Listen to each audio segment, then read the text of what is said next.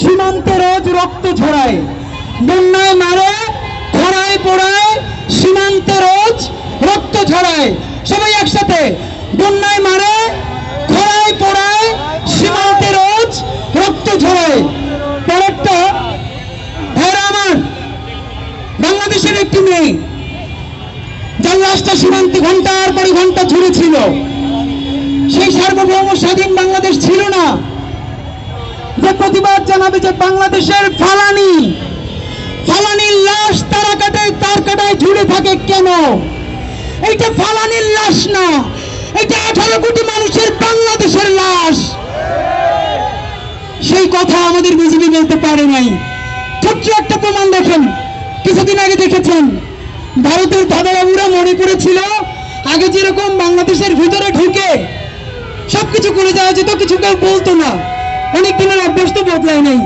এই কয়েকদিন আগে তারা 5 জন ঢুকেছিল, সেই স্বাধীন পৃথিবী তাদেরকে আটকে দিয়েছে, আর ফেরত দেয় নাই। সুতরাং বাংলাদেশের মধ্যে একটা বিপ্লব যদি ঢোকে, ছাত্র জনতার সরকার এবং তাদের সার্বভৌম অনুমতি ছাড়া আর কাউকে ওপারে পার হতে দেওয়া যাবে না। সেখান থেকে আমরা বলেছি, ফালানির ভাই দিচ্ছে ডাক, নদীর খুনি নিপাত যাক। ভালো করে শুনবেন, ফালানির ভাই দিচ্ছে ডাক, নদীর খুনি নিপাত যাক। সবাই একসাথে বলবেন, এই ফালানির ভাই দিচ্ছে ডাক, ফালানির ভাই দিচ্ছে ডাক, ফালানির ভাই দিচ্ছে ডাক, নদীর খুনি নিপাত যাক। এই পরেরটা আমরা করেছি, আপনারা জানেন। এখন সবাই মিলে আমরা বিজেপিকে এবং মোদীকে গালিগালাজ করতেছি, তা তো করতেই হবে। কিন্তু আপনাদের মনে আছে কিনা 2013 বা 2014 বাংলাদেশের প্রথম যে ভোটার ছাড়া নির্বাচন, তখন ভারতের ক্ষমতা ছিল সুশীল কংগ্রেস। তাদের তরফ থেকে বাংলাদেশে এসে বলা হয়েছিল এরকম নির্বাচনটা করবার জন্য। সুতরাং সোনিয়া আর মোদীকে আমরা ভিন্ন করে দেখি না। আমরা লিখেছি, আপনাদেরকে আর একটা জিনিস জানাতে চাই, আপনারা আজকে জানেন কিনা, আজকে কিন্তু আন্তর্জাতিক গুম দিবস। শহীদ ইলিয়াস আলী থেকে শুরু করে বাংলাদেশের হাজারো মানুষ গুম হয়ে গেছে, আয়না ঘরে চলে গেছে। যে আয়না ঘরের কথা এখন আমরা স্পষ্ট জানি না। সুতরাং আমরা বলতে চাই, তারা শুধু বাংলাদেশের মানুষকেই গুম করে নাই, তারা বাংলাদেশের নদীও গুম করেছে, বাংলাদেশের স্বাধীনতা সার্বভৌমত্ব গুম করেছে।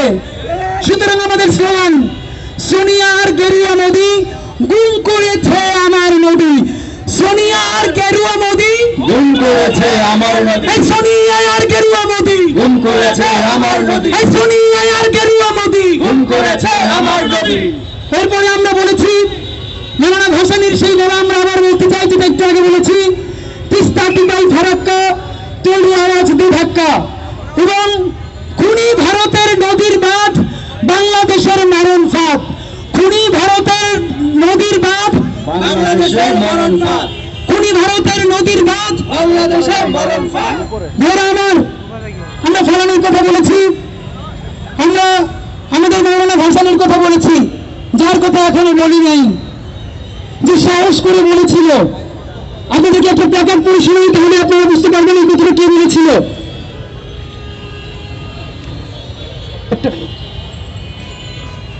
আপনাদের কথা নিশ্চয়ই আপনারা ভুলেন নাই, যে আপনার বাংলাদেশের পানির ন্যায্য হিস্সা চাইতে গিয়ে সন্ত্রাসীরা মানুষ মারে, কিন্তু আপনারকে রাজধানীর বুকে মনিটর হলে তার ন্যায্য পানির হিস্সা চাওয়ার বিনিময়ে ছাত্রলীগের সন্ত্রাসীরা, এই গেরুয়া সন্ত্রাসীরা যেরকম হত্যা করেছে, আমরা অবাক হয়ে গেছি, আমরা ঘুমোতে পারি নাই। আমরা আপনাকে বলতে চাই, আপনার ভাই আমার, কবর থেকে দেখো, তোমার ভাইয়েরা বাংলাদেশের পানি, বাংলাদেশের মাটি, বাংলাদেশের সার্বভৌমত্বকে আবার ফিরিয়ে এনেছে। এই সকল কথার পরে আপনাদেরকে একটা কথা জিজ্ঞাসা করতে চাই, মৌলানা ভাসানীর